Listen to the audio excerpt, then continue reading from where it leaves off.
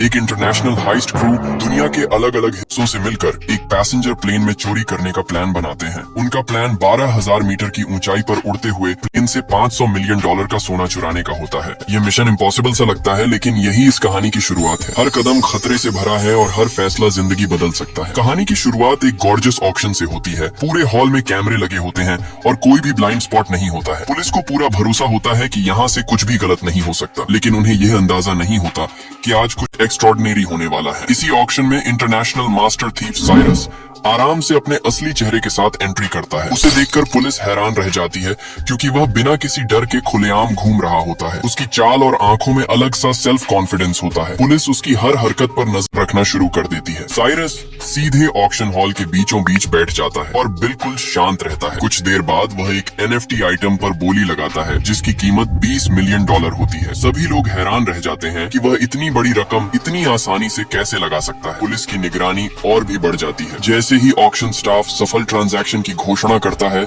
उसी पल साइरस अपने ईयरपीस से अपने अकॉम्प्लिसेस को ऑर्डर देता है। उसी समय स्टाफ मेंबर हथौड़ा मारकर ऑक्शन बंद करता है। अचानक पूरे हॉल में अलार्म बजने लगता है। हॉल में अफरा तफरी मच जाती है और लोग इधर उधर भागने लगते हैं। CIA एजेंट एबी शुरू से ही साइरस पर नजर रखे होती है। जैसे ही वह साइरस को हरकत करते देखती है, वह तुरंत ऑक्शन स्टाफ को पूरा बिल्डिंग सील करने का ऑर्डर देती है। लेकिन तब तक बहुत देर हो चुकी थी। साइरस पहले ही NFT आर्टिस्ट को वहाँ से अपने साथ ले जा चुका था। उसी पल एबी को एहसास होता है कि अगर साइरस को NFT चुराना था तो सबसे आसान तरीका आर्टिस्ट को किडनैप करना था। उसे समझ आ जाता है कि यह सब एक स्मोक स्क्रीन था। वह जल्दी से हार्बर पर बोट मंगवाकर साइरस को रोकने की कोशिश करती है, लेकिन साइरस बिल्कुल भी घबराता नहीं है। साइरस अपने टीममेट मीसान को प्लान शुरू करने का इशारा करता है। मीसान तुरंत नेटवर्क इन्फिल्ट्रेट करता है और फायर अलार्म एक्टिवेट कर देता है। इससे एबी की सारी कोशिशें नाकाम हो जाती हैं। इसी बीच फीमेल पायलट कमीला पूरी शांति के साथ बोट की स्पीड बढ़ाती है और शार्प ड्रिफ्ट से तेज मोड़ लेती है। एबी हार मानने वालों में से नहीं होती और वह लगातार पीछा करती रहती है। ये देखकर मीसान मेटल बैरियर्स एक्टिवेट कर देता है, जिससे रास्ता पूरी तरह बंद हो जाता है। एबी मजबूर होकर हेडक्वार्टर्स को कॉल करती है और साइरस की फुल स्केल सर्च का रिक्वेस्ट करती है। इस बीच NFT आर्टिस्ट को अभी तक यह एहसास नहीं होता कि वह किडनैप हो चुका है। वह सोचता है कि एबी कोई ज्यादा ही उत्साही फैन है। साइरस उसे अपने लग्जूरियस यॉट पर ले जाता है। वहाँ वह खुशी खुशी उसे $20 मिलियन देता है और यॉट पर पार्टी में शामिल होने का इन्विटेशन देता है। लेकिन आर्टिस्ट को नहीं पता होता कि उसकी किडनैपिंग की खबर फ्रंट पेजेस पर छप चुकी है। अगली सुबह जब वह उठता है, तब हाइस्ट क्रू उसे सच्चाई बताता है। उसे पता चलता है कि यह किडनैपिंग नकली थी ताकि NFT की वैल्यू बढ़ाई जा सके। यह सुनकर वह पूरी तरह चौंक जाता है। साइरस उसे मोनालिसा का एग्जाम्पल देता है और समझाता है कि कैसे एक चोरी किसी भी चीज की कीमत आसमान तक पहुंचा सकती है। जैसे ही किडनैपिंग की खबर फैली, आर्टिस्ट के काम की कीमत तेजी से बढ़ जाती है। आखिरकार डील $89 मिलियन में डन होती है। आर्टिस्ट खुशी से झूम उठता है। उसी समय CIA को खबर मिलती है कि टेररिस्ट लीडर लार्स $500 मिलियन का इलीगल गोल्ड स्मगल करने वाला है। इससे भी ज्यादा चौंकाने वाली बात यह होती है कि एबी को साइरस को इस मिशन के लिए शामिल करने का आदेश दिया जाता है। एबी इस फैसले का जोरदार विरोध करती है। उसे लगता है कि एक चोर को CIA मिशन देना पूरी तरह मजाक होगा, लेकिन उसके सीनियर बताते हैं कि हालात बेहद गंभीर हैं। एबी को साइरस पर भरोसा नहीं होता, क्योंकि उनके बीच पास्ट में कड़वी यादें रही होती हैं। फिर भी उसके पास कोई और रास्ता नहीं बचता। मजबूरी में एबी साइरस से मिलने जाती है और उसे डील ऑफर करती है कि अगर मिशन सफल हुआ तो साइरस और उसकी पूरी टीम के पुराने क्राइम्स माफ कर दिए जाएंगे। साइरस इस बात से इंप्रेस होता है, लेकिन वह एक शर्त रखता है कि एबी भी इस मिशन में शामिल होगी। एबी को यह शर्त माननी पड़ती है। अगले दिन जब टीम को पता चलता है तो सब साइरस को पागल समझते हैं। उन्हें लगता है एबी CIA का ट्रैप हो सकती है, लेकिन साइरस सबको मजबूर करता है, क्योंकि एबी उनके सारे राज जानती है। आखिरकार पूरी टीम इस खतरनाक मिशन के लिए तैयार हो जाती है। कहानी यहीं से और भी ज्यादा रोमांचक मोड़ लेने वाली होती है। एबी अब पूरे मिशन की डिटेल एक्सप्लेन करना शुरू करती है। वह बताती है कि 17 दिन बाद लार्स लंदन के एक बैंक से $500 मिलियन का गोल्ड जुरिच भेजने वाला है। ये गोल्ड स्क्वायर वुडन क्रेट में होगा, जिसकी लंबाई चौड़ाई 1 से 1.5 मीटर होगी और कुल वजन 10 टन होगा। यह गोल्ड भारी सिक्योरिटी के साथ ट्रक से हीथ्रो एयरपोर्ट लाया जाएगा। वहाँ से इसे स्विस एयर के पैसेंजर प्लेन में लोड किया जाएगा, जो सीधे जूरिक जाएगा। मतलब साफ है कि गोल्ड को जमीन पर चुराना नामुमकिन है। ये प्लान सुनकर साइरस की टीम को लगता है कि यह एक सुसाइड मिशन है। इतनी सिक्योरिटी में गोल्ड चुराना किसी पागलपन से कम नहीं होगा। लेकिन साइरस शांत रहता है और कहता है कि अगर जमीन पर पॉसिबल नहीं है तो हवा में रास्ता निकाला जाएगा। साइरस फैसला करता है कि गोल्ड को फ्लाइट के दौरान ही मूव किया जाएगा। इसके लिए उन्हें एक दूसरा प्लेन चाहिए होगा। जब दोनों प्लेन काफी करीब आएंगे, तब रेडार सिग्नल एक्सचेंज किया जाएगा। इसके बाद गोल्ड वाले प्लेन को कोई डिटेक्ट नहीं कर पाएगा। हैकर मीसान तुरंत सर्च शुरू करता है और एक सूटेबल प्लेन ढूंढ निकालता है। ये प्लेन साइज में बड़ा होता है और पहले से हेवीली मॉडिफाइड होता है। इसे रिमोटली कंट्रोल किया जा सकता है और इसमें ऑटोमेटिक स्टील पाइप्स भी लगे होते हैं। डेंटन उन्हें प्लेन की सबसे खास बात दिखाता है। इस प्लेन का बॉटम हिस्सा एक जायंट एलईडी स्क्रीन होता है। इसकी मदद से प्लेन को रेडार और विजुअल डिटेक्शन से बचाया जा सकता है। साइरस समझ जाता है कि यही उनका सबसे बड़ा हथियार होगा। प्लेन रेंट करने के बाद पूरी टीम हाईजैकिंग प्लान डिजाइन करने लगती है। सबसे पहले उन्हें रेडार सिस्टम कंट्रोल करना होगा ताकि उनका प्लेन इनविजिबल रहे। साथ ही गोल्ड कैरिंग प्लेन के करीब पहुंचकर सिग्नल एक्सचेंज भी करना होगा। प्लान के मुताबिक करीब 9100 मीटर की ऊंचाई पर सेफ खोला जाएगा। टीम कई दिनों तक ट्रेनिंग करती है और रियल लाइफ जैसी सिचुएशन सिमुलेट की जाती है। हर मेंबर को अपना रोल परफेक्टली याद कराया जाता है। लेकिन प्रैक्टिस के दौरान एक बहुत बड़ा प्रॉब्लम सामने आता है। दो प्लेन्स जो 1100 किलोमीटर प्रति घंटे की स्पीड से उड़ रहे हों, उनमें जैमर और ट्रांसपॉन्डर को एक साथ एक्टिवेट करना ऑलमोस्ट इम्पॉसिबल है। जरा सी गलती पूरे मिशन को बर्बाद कर सकती है। इस प्रॉब्लम का सिर्फ एक सोल्यूशन होता है। एयरलाइन के अंदर से किसी इनसाइडर की मदद चाहिए जो सही समय पर सिस्टम मैनिपुलेट कर सके। एबी तुरंत एक नाम याद करती है। ये आदमी व्हील चेयर पर रहता है और उसका नाम हैरी होता है। हैरी CIA का इनसाइडर होता है और एयरलाइन में काम कर रहा होता है। वह पैसेंजर फ्लाइट के कुछ ट्रांसपोर्ट स्टाफ को भी जानता होता है। साइरस सीधा उसे $1 मिलियन ऑफर करता है ताकि वह टेम्पोरेरीली टीम ज्वाइन करे। इतने पैसे देखकर हैरी मान जाता है। इसके बाद पूरी टीम दिन रात तैयारी में जुट जाती है। कोई सोता नहीं है और कोई आराम नहीं करता। हर सेकंड का सही इस्तेमाल किया जाता है क्योंकि गलती की कोई गुंजाइश नहीं होती। मिशन सिग्नल जैमर डिवाइस दिखाता है जिसे पैसेंजर प्लेन में इंस्टॉल किया जाना होता है, लेकिन उसका शेप बॉम्ब जैसा दिखता है। एबी सजेशन देती है कि डिवाइस को पार्ट्स में डिसमेंटल किया जाए। प्लान बनता है कि हर मेंबर एक एक पार्ट लेकर पैसेंजर बनकर प्लेन में चढ़ेगा। सिक्योरिटी को शक न हो इसलिए सभी अलग अलग वेव्स में बोर्डिंग करेंगे। इस तरह पूरा डिवाइस प्लेन के अंदर असेंबल किया जाएगा। सारी तैयारी पूरी होते ही एक्शन डे आ जाता है। टीम मेंबर्स नॉर्मल पैसेंजर्स की तरह प्लेन में चढ़ते हैं। कोई बिजनेस क्लास में होता है और कोई इकोनॉमी क्लास में। गोल्ड कार्गो होल्ड में भारी गार्ड के साथ रखा होता है, लेकिन तभी एक अनएक्सपेक्टेड घटना हो जाती है। इंजीनियर लूक अचानक भाग जाता है। साइरस को खबर मिलते ही वह घबरा जाता है क्योंकि लूक के पास जैमर का एक इंपॉर्टेंट कंपोनेंट होता है। साइरस तुरंत मिसान से सॉल्यूशन पूछता है। इसी बीच कमिला स्टेल्थ प्लेन उड़ाते हुए पैसेंजर प्लेन के पीछे पीछे उड़ रही होती है। आसमान में दोनों प्लेन्स के बीच दूरी लगातार कम हो रही होती है। मिसान कैबिन स्कैन करता है और पाता है कि 5 बॉडीगार्ड्स पैसेंजर बनकर बैठे हैं। 2 फर्स्ट क्लास में होते हैं और 3 इकोनॉमी क्लास में। टीम को तुरंत अलर्ट कर दिया जाता है। प्लेन क्रूजिंग एल्टीट्यूड पर पहुंचते ही पैसेंजर्स को कैबिन में मूव करने की परमिशन मिल जाती है। टीम मेंबर्स बारी बारी इकोनॉमी क्लास रेस्टरूम जाते हैं और डिवाइस के पार्ट्स वहां छुपा देते हैं। इसके बाद एबी बैकपैक पहनकर partially assembled device first class restroom ले जाती है, लेकिन उसकी नर्वस बॉडी लैंग्वेज एक बॉडीगार्ड को सस्पिशियस बना देती है। खतरा बहुत करीब होता है। उसी समय प्लेन में टर्बुलेंस आता है और एबी के हाथ से डिवाइस गिरकर टूट जाता है। वह घबरा जाती है और समझ नहीं पाती कि क्या करे। तभी साइरस दौड़कर आता है और उसकी मदद करता है। इस वक्त तक कमिला प्लेन को परफेक्टली अलाइन कर चुकी होती है, लेकिन जैमर अभी तक फुली असेंबल नहीं हुआ होता। तभी रेस्ट रूम डोर पर बॉडीगार्ड जोर से नॉक करता है। डेंजर के उस पल में एबी सजेस्टिव आवाजें निकालती है और बॉडीगार्ड वहां से चला जाता है। साइरस पूरी तेजी से डिवाइस रिपेयर करता है और आखिरकार जैमर एक्टिवेट हो जाता है। उसी पल कमिला वेग टर्बुलेंस का इस्तेमाल करके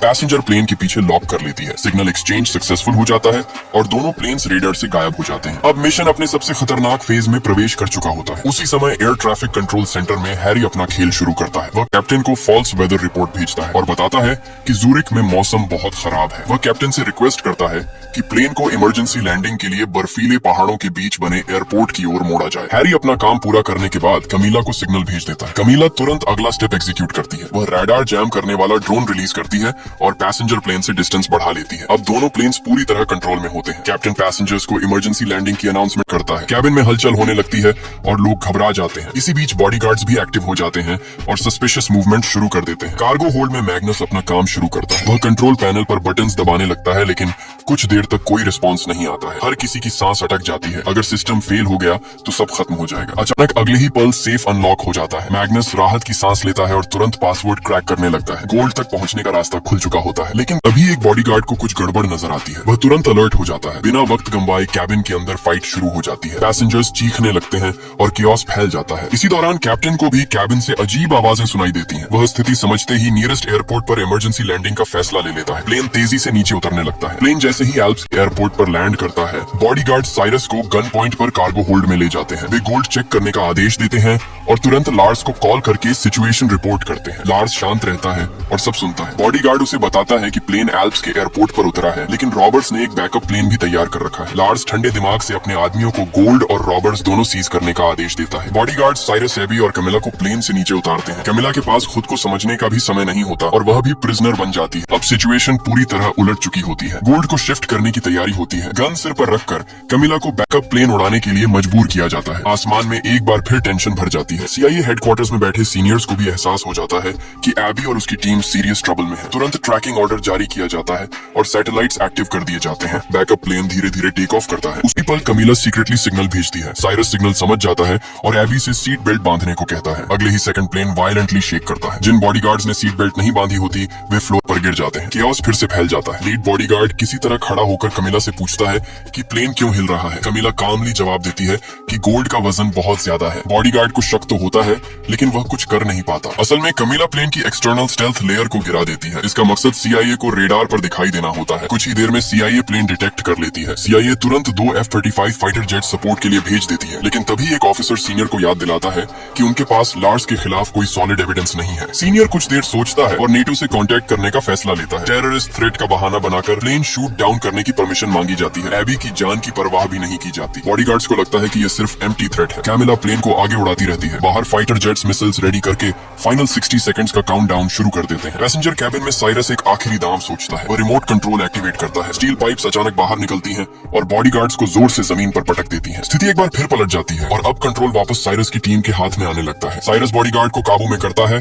और एबी तुरंत रिमोट कंट्रोल अपने हाथ में ले लेती है। वह प्लेन के फ्यूजलेज पर एलईडी की मदद से सिविलियन शब्द लिख देती है ताकि बाहर से साफ दिख सके। यह एक आखिरी कोशिश होती है खुद को बचाने की। उसी समय कॉकपिट में कैमिला प्लेन को अचानक अपसाइड डाउन घुमा देती है। नेटो के फाइटर जेट्स यह देखकर हमला रोक देते हैं, लेकिन प्लेन बहुत तेजी से एल्टीट्यूड खोने लगता है और सिचुएशन और भी ज्यादा खतरनाक हो जाती है। एबी इस मौके का फायदा उठाती है और रिमोट से कार्गो होल्ड का दरवाजा खोल देती है। साइरस से जूझ रहा बॉडीगार्ड संतुलन खो देता है और सीधे खुले आसमान में गिर जाता है। एक सेकंड में सब कुछ खत्म हो जाता है। इसके बाद साइरस और एबी कॉकपिट की तरफ भागते हैं। वहाँ कैमिला अभी भी एक बॉडीगार्ड से लड़ रही होती है। तीनों मिलकर किसी तरह उसे भी काबू में कर लेते हैं, लेकिन अब प्लेन पूरी तरह डैमेज्ड हो चुका होता है। साइरस पायलट सीट पर बैठता है और पूरी ताकत से प्लेन को ऊपर खींचने की कोशिश करता है। तभी फ्यूजलाज का एक हिस्सा टूटकर टेल फिन से टकरा जाता है। प्लेन अब पूरी तरह कंट्रोल से बाहर हो जाता है। अब इमरजेंसी लैंडिंग के अलावा कोई रास्ता नहीं बचता। साइरस जल्दी से नीचे देखता है और एक हाईवे की तरफ प्लेन मोड़ देता है। ये फैसला जान बचाने के लिए लिया जाता है। प्लेन तेज रफ्तार में नीचे उतरता है और जमीन से टकराते ही फिसलने लगता है। प्लेन कंट्रोल से बाहर होकर सीधे लार्स की लग्जरी विला की तरफ बढ़ता है। विला में बैठा लार्स और गोल्ड रिसीव करने आई वुमन ये देखकर घबरा जाते हैं। किसी को समझ नहीं आता कि यह क्या हो रहा है। सड़क के दोनों तरफ लगे पेड़ प्लेन की रफ्तार को कम कर देते हैं। प्लेन टूटता हुआ विला के सामने आकर रुक जाता है। जोरदार आवाज के साथ सब कुछ शांत हो जाता है। साइरस, एबी और कैमिला टूटे हुए प्लेन से बाहर निकलते हैं। चारों तरफ अफरा तफरी मची होती है। उसी जगह 10 टन गोल्ड जमीन पर बिखरा पड़ा होता है। गोल्ड काउंट करने आई वुमन को अचानक मैसेज मिलता है कि डील में एक इन्फॉर्मेंट मौजूद है। वह तुरंत ट्रांजैक्शन रोकने का फैसला करती है। उसे शक हो जाता है कि कुछ बड़ी गड़बड़ है। वुमन ये भी समझ जाती है कि तीनों में से कोई एक पुलिस ऑफिसर है। वो कॉन्ट्रैक्ट तोड़ने की तैयारी करती है, लेकिन लार्स को ज्यादा बातों में भरोसा नहीं होता। वह बिना सोचे समझे 2 गोलियां चला देता है। वुमन वहीं गिर जाती है और उसकी मौत हो जाती है। लार्स के चेहरे पर कोई भाव नहीं होता, लेकिन उसे यह नहीं पता होता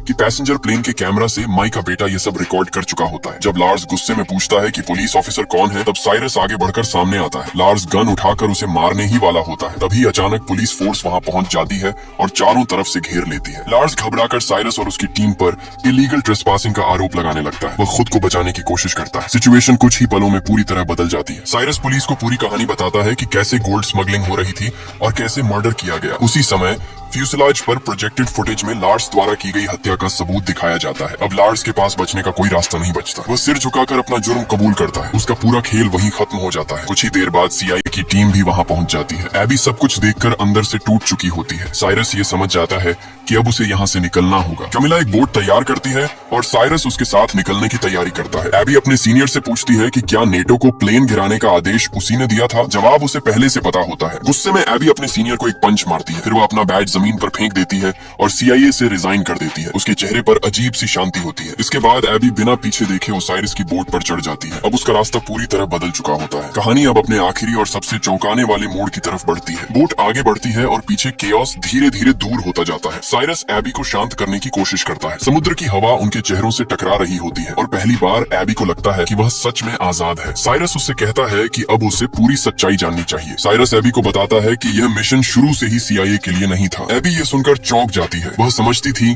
कि गोल्ड CIA के हाथ में जाएगा, लेकिन साइरस मुस्कुराकर कहता है कि उसने कभी CIA पर भरोसा नहीं किया। साइरस समझाता है कि ब्रसल्स में जब हैरी को रिक्रूट किया गया था तभी असली प्लान एग्जीक्यूट हो चुका था। उसी समय मैग्नस ने असली गोल्ड को फेक गोल्ड से रिप्लेस कर दिया था। असली गोल्ड आयरन बार्स से ढका हुआ था जिन पर सिर्फ गोल्ड पेंट लगा था। ये fake gold crates Swiss air cargo plane से भेज दिए गए थे। पैसेंजर प्लेन में जो ड्रामा हुआ वह सिर्फ अटेंशन डाइवर्ट करने के लिए था। CIA और लार्स दोनों का फोकस उसी प्लेन पर था। असल में मैग्नस दूसरे प्लेन का इंतजार कर रहा था। जैसे ही सही मोमेंट आया, क्रेट्स को मिड एयर स्वैप कर दिया गया। ये सबसे रिस्की हिस्सा था, लेकिन प्लान परफेक्टली एग्जीक्यूट हुआ। साइरस बताता है कि इंजीनियर लूक का भागना भी ड्रामा था। एबी को लगता था कि लूक डर गया है, लेकिन सच ये था कि लूक को साइरस ने एक बहुत जरूरी काम सौंपा था। लूक का काम था यह इंश्योर करना कि असली गोल्ड सेफ तरीके से वाटर में उतारा जाए। गोल्ड को स्पेशली डिजाइंड कंटेनर में सील किया गया था जो वाटर में सिंक नहीं करता। जब CIA और पुलिस ग्राउंड पर स्क्रैप मेटल से भरे क्रेट संभाल रहे थे, तब असली गोल्ड पहले ही समुद्र में सुरक्षित छुपा दिया गया था। CIA को बदले में सिर्फ बेकार लोहा मिला। एबी सब सुनकर जोर से हंस पड़ती है। उसे यकीन नहीं होता कि इतने बड़े लेवल पर CIA को मैनिपुलेट किया गया। उसे समझ आ जाता है कि साइरस की टीम ने शुरू से एंड तक हर चाल खुद कंट्रोल की थी। साइरस साफ शब्दों में कहता है कि उनकी टीम कभी किसी सिस्टम के लिए काम नहीं करती, वे सिर्फ खुद पर भरोसा करते हैं।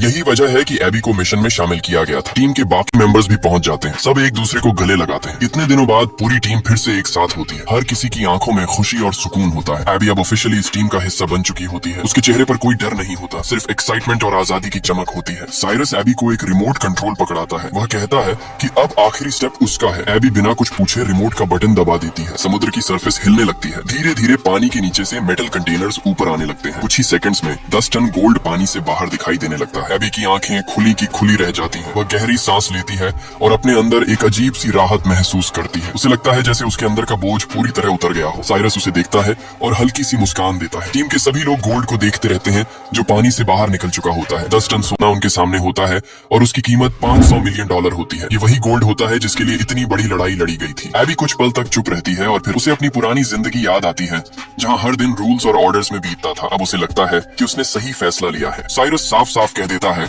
कि उसने गोल्ड चुराने की बात एबी से जानबूझकर छुपाई थी। अगर वह पहले जान जाती तो CIA का दबाव उसे तोड़ सकता था। एबी यह बात समझ जाती है और उसे कोई शिकायत नहीं रहती। टीम के बाकी मेंबर्स भी एबी को ऑफिशियली वेलकम करते हैं। हर कोई साइरस की लीडरशिप की तारीफ करता है। साइरस टीम से कहता है कि यह अंत नहीं बल्कि एक नई शुरुआत है। आगे और भी बड़े प्लान्स उनका इंतजार कर रहे हैं। यहीं पर आज की यह कहानी खत्म होती है।